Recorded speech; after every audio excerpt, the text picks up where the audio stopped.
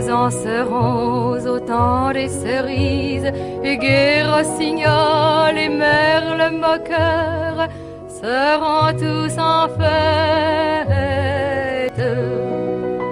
Les belles auront la folie en tête, et les amoureux du soleil au cœur.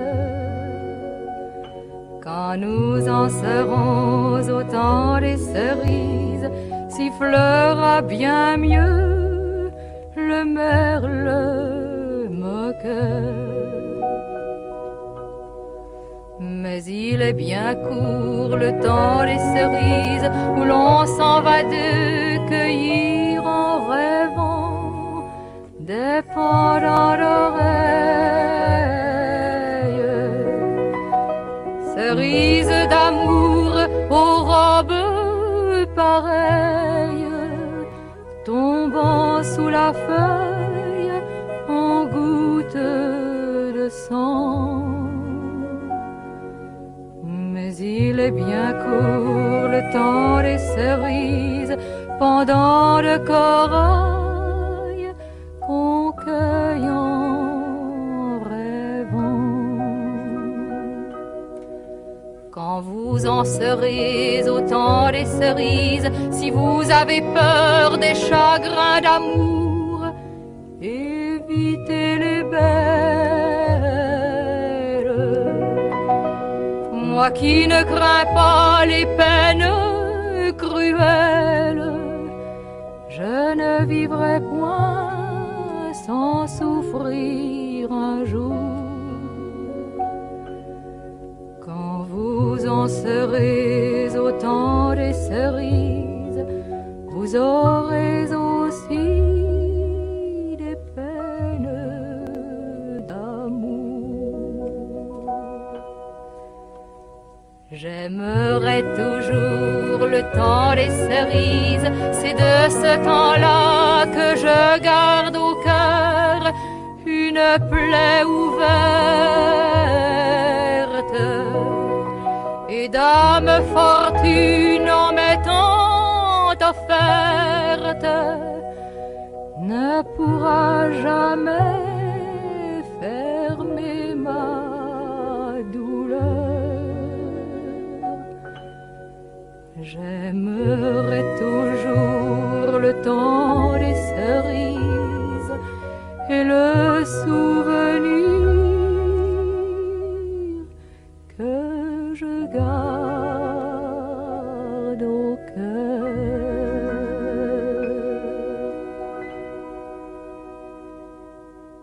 Radio Soupente, la station des Rapins, sans foi, sans loi et sans courbette. L'émission Aracaille du 20 janvier 2026, dans lequel on tentera de porter notre regard en marge sur l'art et de dénoncer les sales coups de la politique politicienne en toc. Bonjour tout le monde, donc cette semaine ce sera l'exposition Prologue à Paris, c'est un groupe de peintres roumains, un groupe constitué en 1985 qui a eu notre préférence. Vous pouvez me mettre un petit mot sur mon mail piquecou@free.fr ou directement via notre blog artracaille.fr. Je suis le vieux père la purge, pharmacien de l'humanité. Contre sa bile, je m'insurge avec ma fille égalité. J'ai ce qu'il faut dans ma boutique, sans le tonnerre et les éclairs, pour bien purger toute la clique des affameurs de l'univers. Son mal vient des capitalistes, plus ou moins gras à la ronger. En avant les gaz anarchistes, fils de marat, faut la purger. J'ai ce qu'il faut dans ma boutique, sans le tonnerre et les éclairs, pour bien purger toute la clique des affameurs de l'univers. J'ai du pétrole et de l'essence pour badigeonner les châteaux, des torches pour la circonstance à mettre en guise de flambeau. J'ai ce qu'il faut dans ma boutique, sans le tonnerre et les éclairs, pour bien purger toute la clique des affameurs de l'univers.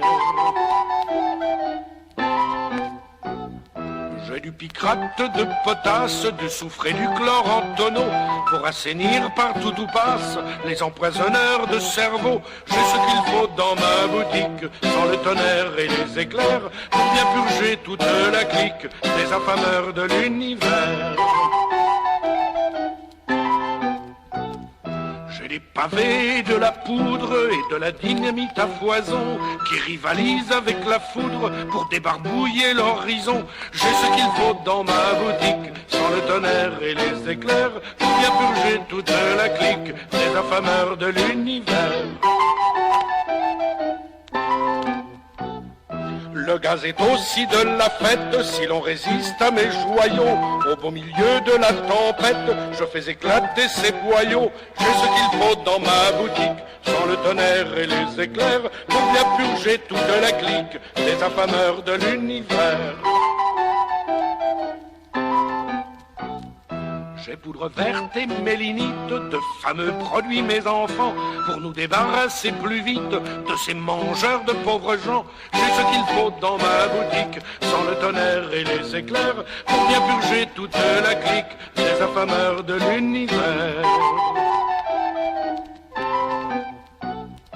J'ai pour les gaver de la table la bombe glacée à servir, du haut d'un ballon dirigeable par les toits pour les rafraîchir. J'ai ce qu'il faut dans ma boutique, sans le tonnerre et les éclairs, pour bien purger toute la clique des affameurs de l'univers.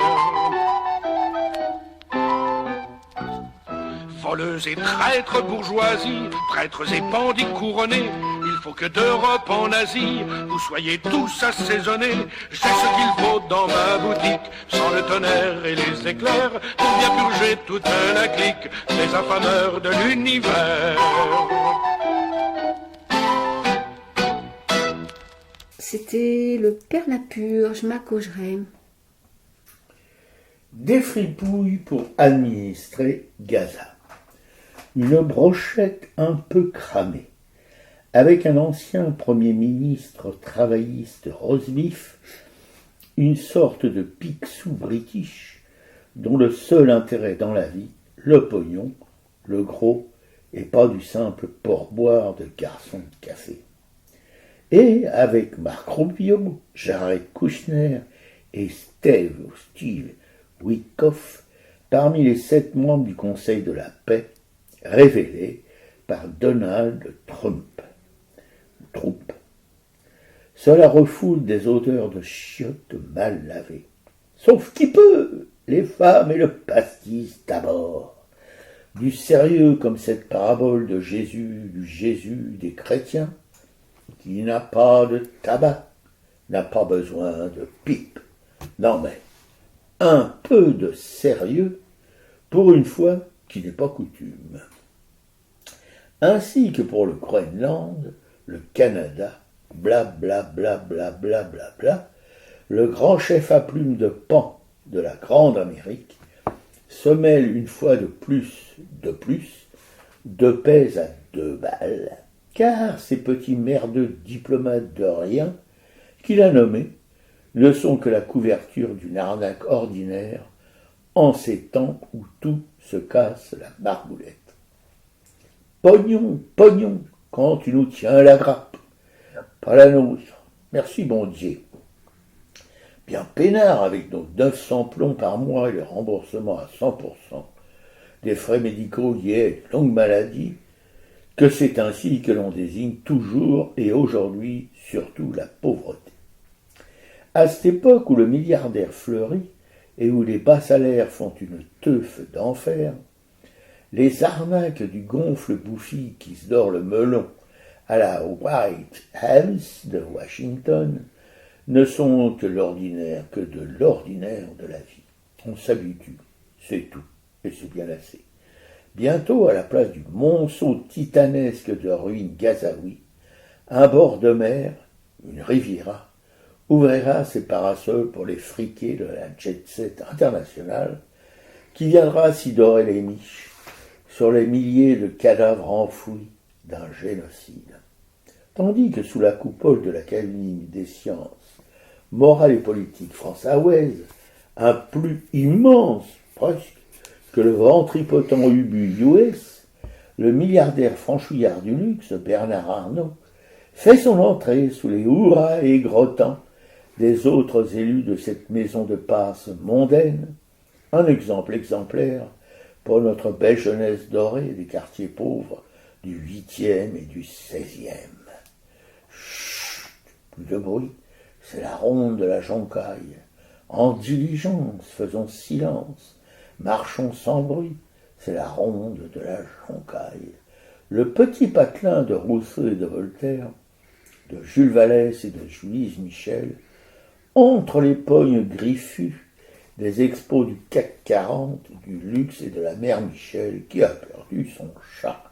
Pas de panique, le père Lustucru va le retrouver et l'histoire finira bien, pour une fois, qui, il faut bien le dire, n'est pas coutume.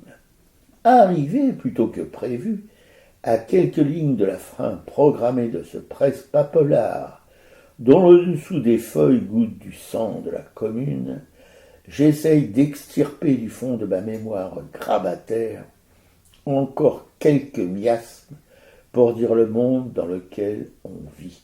Pas très joli, et dont on a du mal à se contenter, qu'on a envie de foutre en l'air pour en rebâtir un moins con.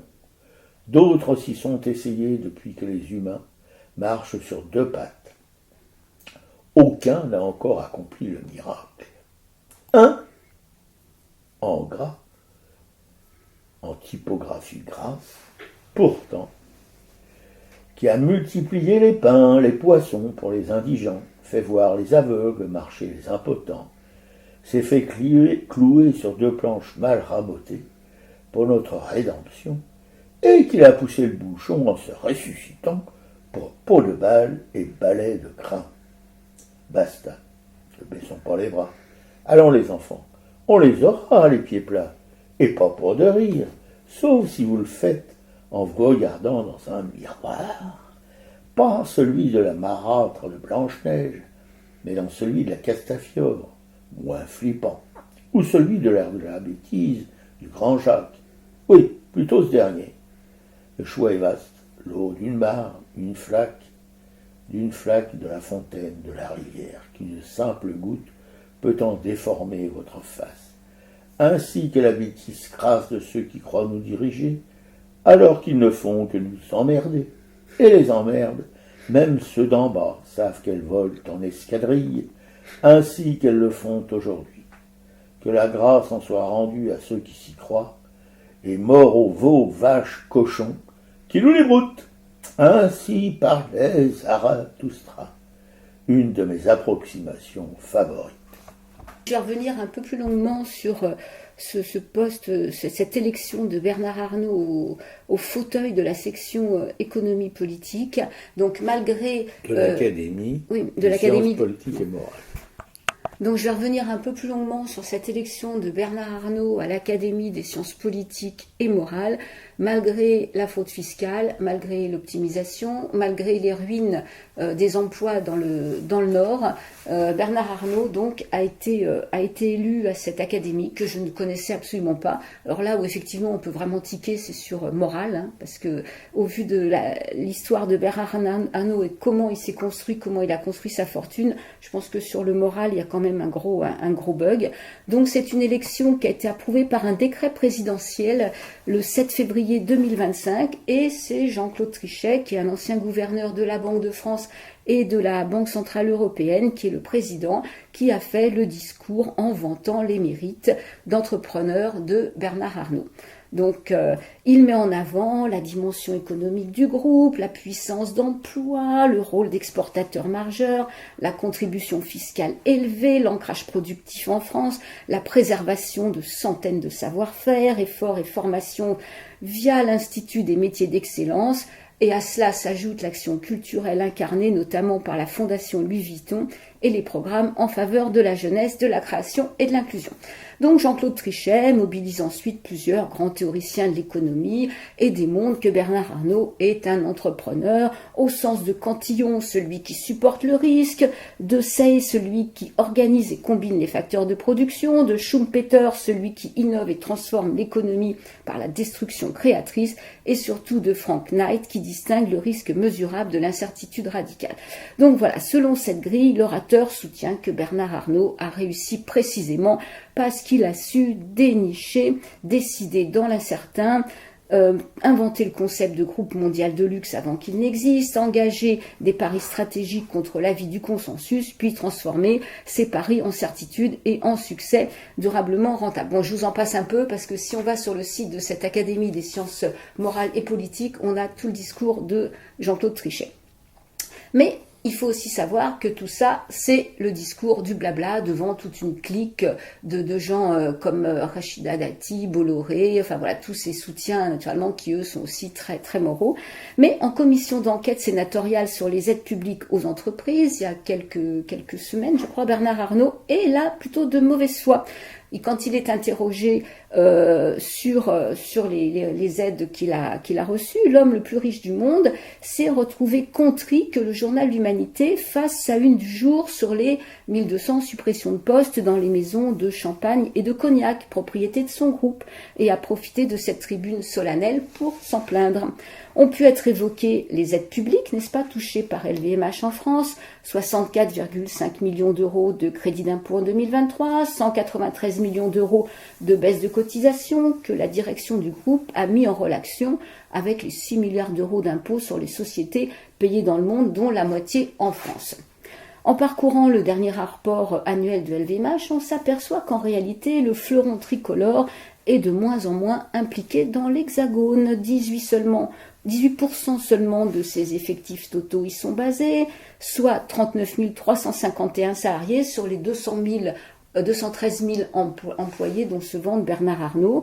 Il y en a en Asie, il y en a en Europe, et c'est encore pire pour ses ventes, puisqu'LVMH ne réalise en France que 8% de son chiffre d'affaires. Donc si Bernard Arnault menace de s'expatrier, finalement, on n'a rien à y perdre.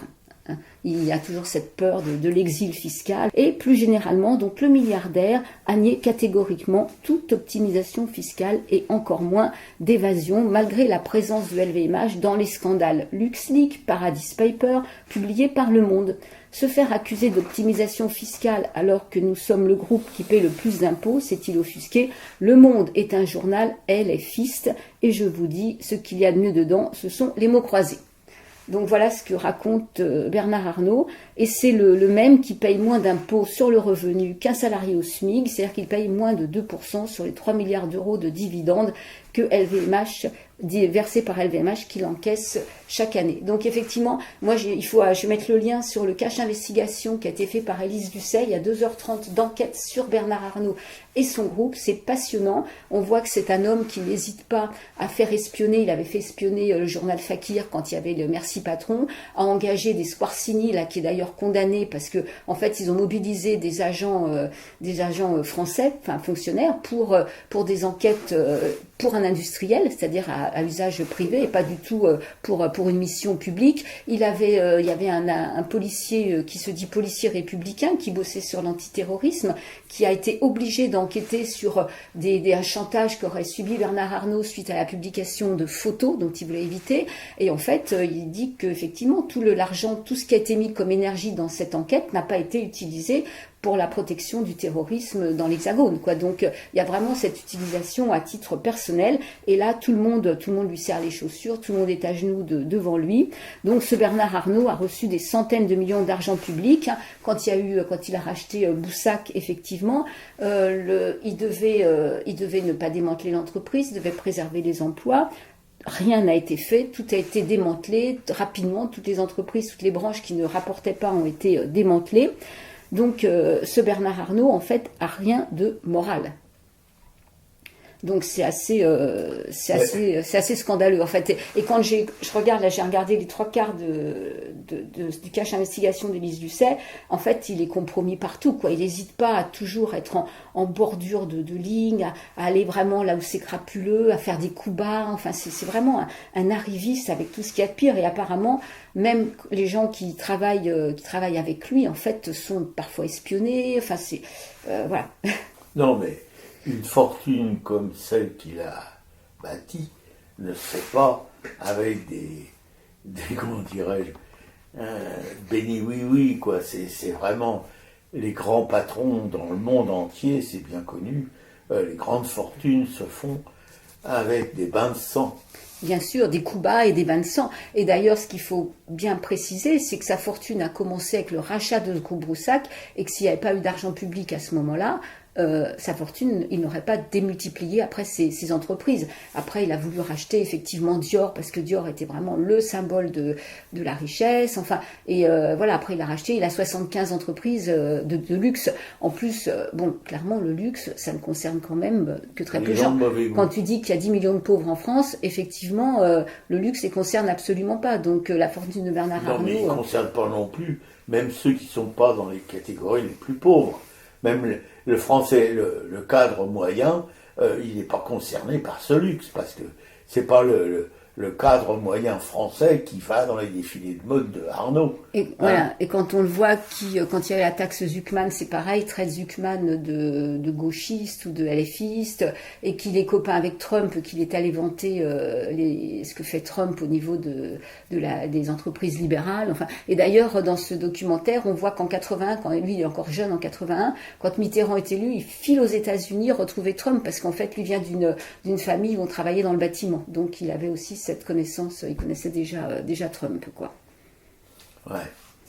Ouais, c'est bien crapoteux tout ça. Hein. Alors que le voir là en habit d'académicien avec ce Bruno Le Maire qui lui remet son épée et tout, devant toute cette clique de Rachida Dati qui sont tous compromis dans des affaires de détournement de fonds, de tout ce qu'on veut, enfin d'argent reçu d'une manière de corruption. Enfin, c'est vraiment à vomir, quoi. Ouais, c'est l'académie de la corruption morale et subventionnée. Ouais, non, c'est terrible. Voilà. Et je voulais revenir aussi sur ce journal que nous on n'aime pas du tout, qui s'appelle Charlie Hebdo. Il y a longtemps qu'on avait compris, quand c'était Val qui a pris la direction de ce journal en licenciant Ciné, en maltraitant Cavana. On avait bien vu quand même comment se passait ce virage vraiment à droite. Oui, de à ce droite journal. et en plus anti-islamophobe, complètement islamophobe et pro-sioniste. Ah oui, c'était vraiment quelque chose qui nous avait marqué.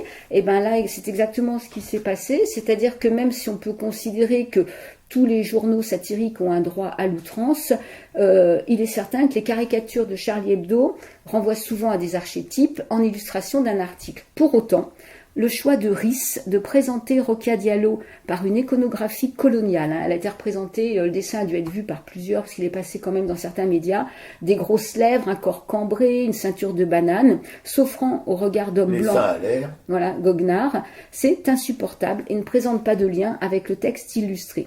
Il ne la renvoie qu'à une seule identité de femme noire, érotisée, voire sexualisée, sans aucun élément relevant de sa pensée, sans ouvrir aucun débat. Donc Charlie Hebdo se défend en renvoyant à un supposé communautarisme de Rokia Diallo, à une prétendue vision séparatiste de la laïcité qu'elle défendrait, qui expliquerait cette représentation. Or, la référence à Joséphine Baker dans le choix d'iconographie ne peut illustrer en aucun sens une thèse portant sur la laïcité et encore moins l'existence d'une communauté de type racial qui serait la négation de l'art et des combats de l'artiste. Ce dessin n'est aucunement lié à ce qu'il dit dénoncer. Et enfin, la divergence qui existe entre le journal et Rokia Diallo sur la question de la laïcité ne justifie pas la libération de cet humour raciste et sexiste qui ne traduit rien d'autre qu'une mise en scène humiliante et dégradante. Là, ce que je vous lis, c'est une déclaration de la Ligue des droits de l'homme. Voilà. Et on ne peut que regretter qu'un journal qui veut être vu comme symbole de la liberté d'expression s'en empare pour raviver et véhiculer une imagerie coloniale et raciste peu compatible avec l'universalisme républicain que ce journal prenait pourtant. Ouais. Non, mais ce journal, c'est devenu une arnaque. Voilà. malheureusement, toute l'équipe de Charlie qui était décimée par des illuminés à la mitraillette, à la Kalachnikov. Ça, on ne peut que le regretter.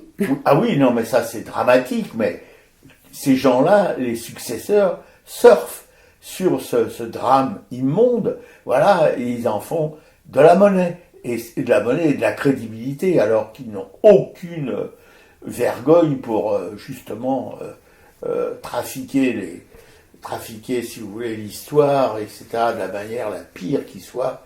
Voilà, avec par exemple cette journaliste internationale, je rappelle que Roca Diallo travaille pour, je ne sais plus, le Washington Post ou quelque chose comme ça, et puis le Daily Telegraph, il me semble en tout cas, enfin elle travaille pour des grands médias étrangers en même temps. Non, c'est absolument abject. Alors j'ai lu récemment là, que Dieudonné s'était fait encore jeter d'une salle de concert au prétexte que c'est de ses propos antisionistes, antisémites, racistes et tout ça. Mais Charlie Hebdo, lui, par contre, on rend un hommage permanent à son indépendance, etc., etc., alors qu'il est aussi débile que Dieudonné, quoi. Ah ouais, non mais... C'est vraiment... voilà, mais là, c'est tout le drame, en quelque sorte, de cet esprit, de cette histoire contemporaine dont l'illustre personnage, celui qui incarne tout ça, c'est Donald Trump, quoi. On est avec lui, on a un espèce de génie ou de dieu tutélaire. Voilà, mais effectivement, nous, on avait quand même senti vraiment, parce que toi, tu étais particulièrement attaché à Cavana, on a beaucoup regardé la vie de Cavana, ce qu'il avait fait, donc tout son parcours, et effectivement, puis quand il y a eu l'éviction de Ciné, ça a été vraiment le déclencheur, quoi. Mais Cavana et Coron aussi, parce que faut pas oublier qu'ils ont commencé avec Harakiri. J'étais encore étudiant à cette époque-là, c'était au début des années 60. J'avais acheté le premier numéro d'Harakiri, je me souviens, et c'était vraiment une révolution. Pour nous, adolescents, c'était quelque chose de... Et voilà, et cette rencontre avec cette liberté d'esprit d'Harakiri, de Coron particulièrement, qui faisait des reportages photographiques, enfin pas des reportages, mais des comment ça s'appelle, ces journaux féminins. Oui, oui, je sais, oui. Oui, enfin bon. Des romans photos. Voilà, des romans photos, mais à la sauce Coron, c'était quelque chose avec Coluche, etc., qui y apparaissait souvent. Renaud, tous ces gens-là de cette génération. C'était quand même vraiment une révolution. À côté, mai 68, c'est de la rigolade, quoi. Ah ouais, non, mais là, il y a vraiment eu ce virage à droite, extrême droite. Et là, c'est pareil, quand Maduro s'est fait kidnapper par Trump, leur une, ça a été de mettre Mélenchon comme Maduro avec un masque sur les yeux en disant, allez, Trump, il en reste encore un à récupérer, quoi. C'est vachement révolutionnaire. Ouais, c'est vachement révolutionnaire. Ouais. Donc, voilà, une grosse situation. Puis après, quand on voit que c'est Caroline Fourest qui a aussi été dans ce journal, enfin, c'est vraiment terrible. Et ce qui est terrible, c'est de voir comment on s'est fait avoir aussi, parce que moi je me souviens d'un temps où quand il y avait Patrick Font et Philippe Val qui faisaient des spectacles, pour avoir beaucoup ri à leurs spectacles, là on se dit quand même, au Théâtre de Jazet, donc au Théâtre Libertaire de Paris, en se disant quand même, on a l'impression qu'on s'est un peu fait avoir dans l'histoire, quoi. Pas un peu, beaucoup. Moi j'étais à ce moment-là en province, et je me souviens, il y a un cinéma qui s'appelle La Cigale à Cavaillon, et ils donnaient un spectacle. Et c'est vrai qu'on s'était explosé de rire. Voilà, avec Paval, mais son... Avec Font, oui, alors avec lui, Font, pédophile. Qui se mettait des plumes d'autruche dans le mais cul. Condamné pour pédophilie quand même, avec cette école du Chalet qu'il avait. Donc, alors vraiment, là, c'est trop, quoi. Voilà. Alors sinon, une des dernières choses que je vais mentionner, il y a une librairie dans le 11e arrondissement qui s'appelle Violette & Co, qui est une librairie LGBT, qui a été le 7 janvier dernier, à l'ouverture de la boutique, qui a été perquisitionnée. Il y a 5 officiers de police judiciaire en uniforme, un magistrat de bureau du procureur, qui ont annoncé une perquisition à la demande du parquet de Paris. L'objet de cette intervention, un livre controversée de coloriage pour enfants intitulée From the River to the Sea, donc de la rivière à la mer, un titre que reprend des slogans pro-palestiniens et qui est à lui seul source de polémique, qui appelle donc à la création d'un État palestinien qui s'étendrait de la Méditerranée, donc de la mer au Jourdain, la rivière. C'est la Palestine historique. C'est la Palestine historique, mais enfin, ce slogan, effectivement, plusieurs personnes qui ont utilisé ce slogan ont été poursuivies parce que ça voudrait dire... Mais après, c'est de l'interprétation, c'est-à-dire que le slogan lui-même, il dit pas qu'on veut enlever les Juifs d'Israël, simplement, c'est l'interprétation qui en est faite. Donc là, en fait, cette librairie a été perquisitionnée à cause de cet album à colorier, et en fait, bon, les policiers, là, n'ont rien trouvé dans les rayons jeunesse ni dans les réserves. Donc, mais en tout cas, il y a quand même une convocation des libraires à la fin janvier. C'est hallucinant. Hallucinant. Ouais. Mais en fait, c'est un quartier où effectivement, je pense que les sionistes sont quand même assez actifs. Et donc, cette librairie avait été taguée avec de la peinture à l'acide, ce qui fait que c'est une peinture qu'on n'arrive même pas à enlever sur les vitres, quoi. Voilà.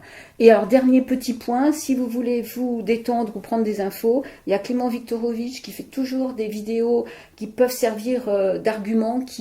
Et là, il parle de Glucksmann. Il raconte un petit peu qui est vraiment ce Glucksmann, de qui est-il entouré. Et c'est intéressant si on a affaire à des débats politiques autour de soi et que des gens s'emballent un peu. Ah oui, Glucksmann quand même, c'est pas trop mal. Ben là, on a des arguments pour dire non, Glucksmann, c'est la Macronie. Stop, on arrête, on passe à autre chose. Oui, parce que Glucksmann, il avait un père qui s'appelait Glucksmann aussi, qui était un philosophe. De mon point de vue, ces philosophes issus de mai 68, qui sont devenus les bourgeois les plus réacs qui peuvent exister, voilà. Et le fils, il dément pas du tout la vocation de papa. Hein. Ouais, non, je mettrai le lien sur la petite vidéo de Clément Viktorovitch. D'ailleurs, toutes ces vidéos sont en général passionnantes parce que c'est quelqu'un qui travaille aussi sur la rhétorique, sur l'analyse. Donc, en fait, forcément, il y a quand même un parti qui va faire paraître prix, mais en tout cas, il s'appuie vraiment sur des textes, des paroles, et là, il met les choses en relation. Donc, quand il nous montre de qui est entouré Glucksmann, bah oui, ce sont des faits. Il n'est jamais attaqué pour diffamation, quoi. Oui, bien sûr.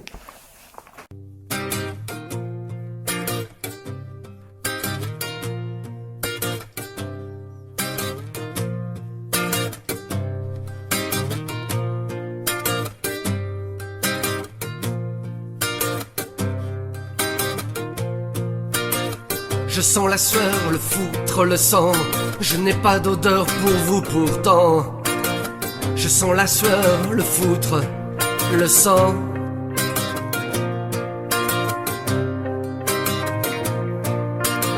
Je sens la sueur de l'enfant qui travaille juste pour entretenir sa force de travail.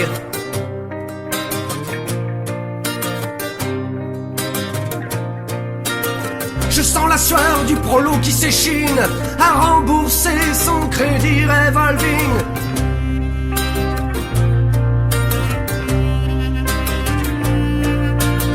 Je sens la sueur de la mère sur la table de travail, accouchant pour une autre le fruit de ses entrailles.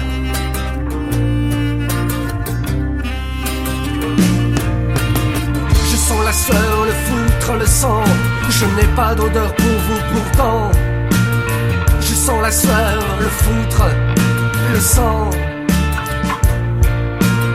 Je sens le foutre qui partout dégouline des écrans, des DivX, des visages filmés X.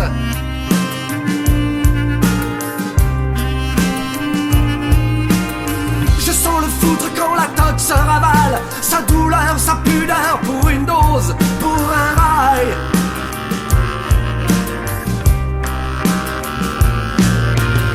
Je sens la sueur, le foutre, le sang. Je n'ai pas d'odeur pour vous pourtant. Je sens la sueur, le foutre, le sang. Je sens le sang qui s'écoule dans la terre grâce au talent de tous les militaires.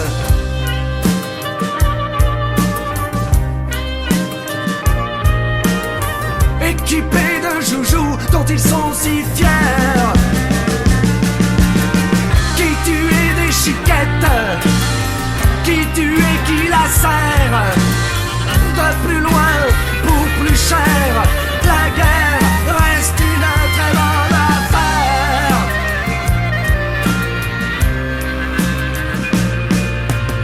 Je sens la sueur, le foutre, le sang. Je n'ai pas d'odeur pour vous pourtant. Je sens sens la sueur, le foutre, le sang. Je suis pourtant jusque dans la poche de vos enfants, les yeux brillants, contents, quand ils s'en vont courant, contents encore et recontents, le nombre de roses qu'ils achèteront pour leur maman, pour leur maman. Je sens la sueur, le foutre, le sang, je n'ai pas d'odeur pour vous pourtant. Je sens la sueur, le foutre, le sang, le sang, le sang, le sang, le sang. C'était L'Argent par le groupe L'Arabia.